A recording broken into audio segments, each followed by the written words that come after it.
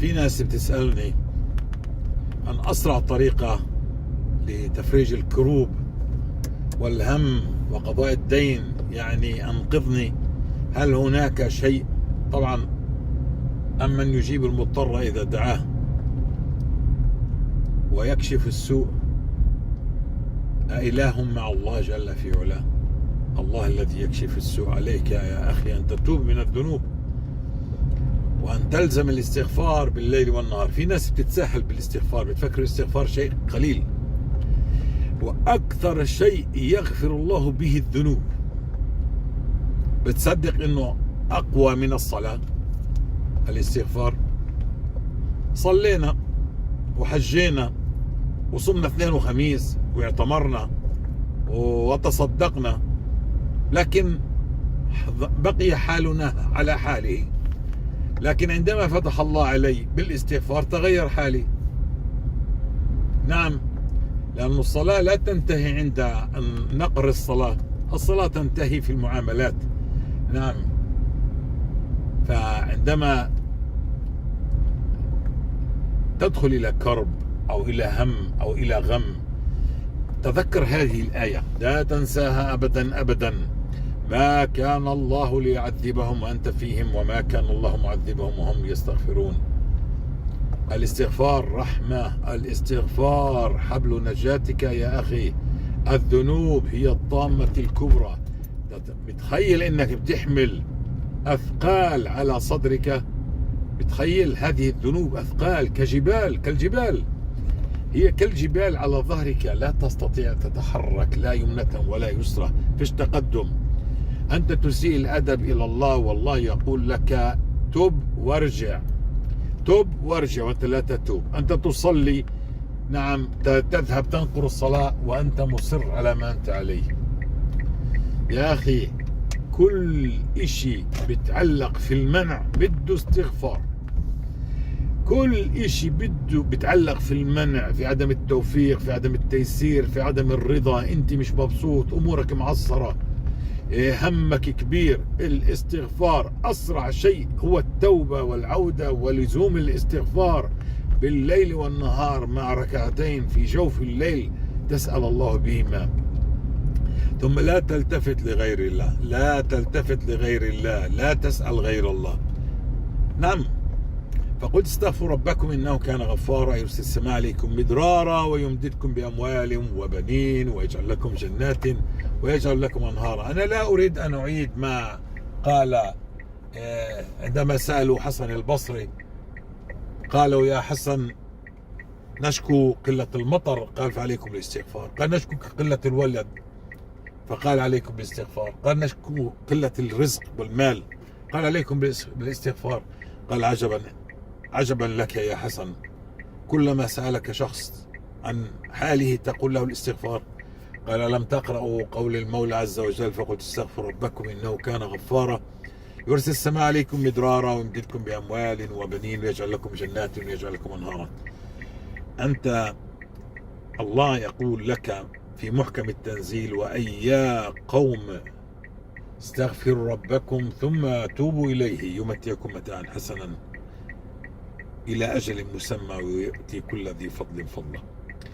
ما كان الله ليعذبكم، ما كان الله ليعذبهم وأنت فيهم وما كان الله معذبهم ويستغفرون. الاستغفار يا جماعة لا تستهين، لا تبدأ تسأل أي صيغة، قال اذبحوا بقرة، قال يعني بدأوا يسألوا عن صفات البقرة ولون البقرة. يا أخي استغفر الله والزم واتبع السيئة حسنة وتوب إلى الله من هذه الذنوب. توب، اتق الله، خاف الله، يعني راقب الله. يعني كيف نعبد الله؟ كالمحسن. من هو المحسن؟ الذي يعبد الله كأنه يراه، وإن لم يكن يرى الله فإن الله يراه، فهو يتعامل هكذا، يستحي من الله. فالاستغفار هو أعظم هدية أعطانا الله إياها، ممحاة للذنوب. والله لو أن هذه الذنوب جثمت على صدورنا ما دخلنا، ما تنفسنا. نعم، لو أن صاعقة نزلت من السماء ما كانت تسيب مستغفر. الاستغفار رحمة، الاستغفار عطاء. أنت في كرب الزم الاستغفار، فأنت بين يدي الله سيبدل حالك الله. نعم، لربما أنت شايف إنك بدك تنسجن أو يخرجيك من البيت، في منع كبير، في أمور. حتى لو حصل ما حصل، أنت مع الاستغفار سيتغير حالك، سيتغير حالك. على وتفهم إنه الاستغفار هو رحمة الله. الاستغفار هي الرحمة التي يرحمنا الله بها. يعني سبحان الله، بالاستغفار الأرزاق، بالاستغفار الفرج، بالاستغفار هو مفتاح المغاليق، مفتاح كل شيء. نعم مجبورين نصلي، مش معناها لا نصلي، لكن عندما صلينا وحجينا واعتمرنا و يعني عملنا كل اللي عملنا، ما أعطاني الله. أنا كنت تعبان عايف حالي، أنا كنت أقلب تجارات، لكني عندما عرفت إنها الذنوب فلزمت الاستغفار فغير الله حالي. تفهم هذا الكلام؟ تفهم إنه الاستغفار هو خير دعاء ممكن تدعيه، أن يغفر الله لك. وإن غفر الله لك، تعرف من تعار في الليل. شو يعني تعار في الليل؟ يعني كان نايم وفاق من نومه،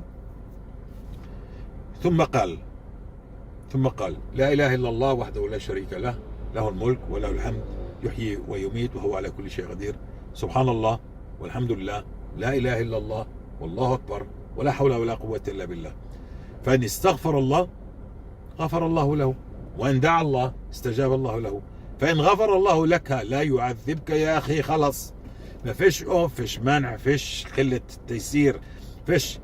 الامتحان بدك تمر عليه، بدك تمر عليه امتحان التصديق، عشان لو أن الله يعني كل مستغفر في خلال يوم أو ساعة بده يستغفر الله بده يغير حاله، كان الناس بتظل تكفر وكل يوم تستغفر بآخر الليل. ما بينفع. لازم التصديق، انك انت مصدق ان هذا الاستغفار سيأتي لك بالفرج.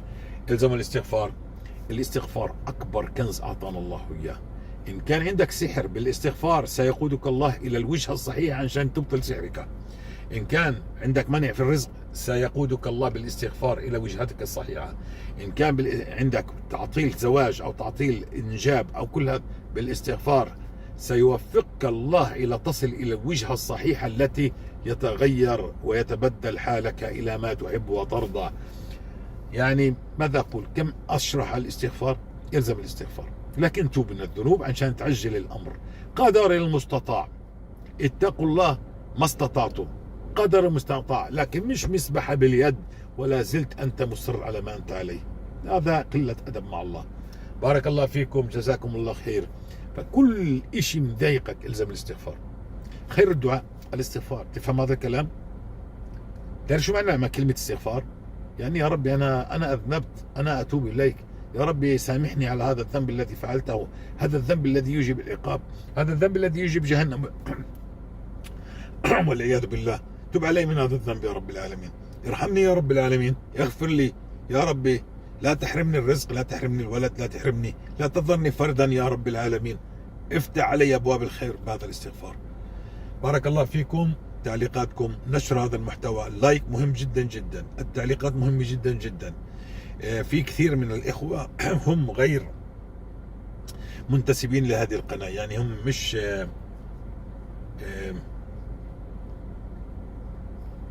مش مشتركين في هذه القناة. فالمشاركة مهمة جدا لهذه القناة لتنتشر، يصل الكلام لأكثر فئة، أكبر فئة ممكن لينتفعوا. نعم الاستغفار غير حالنا.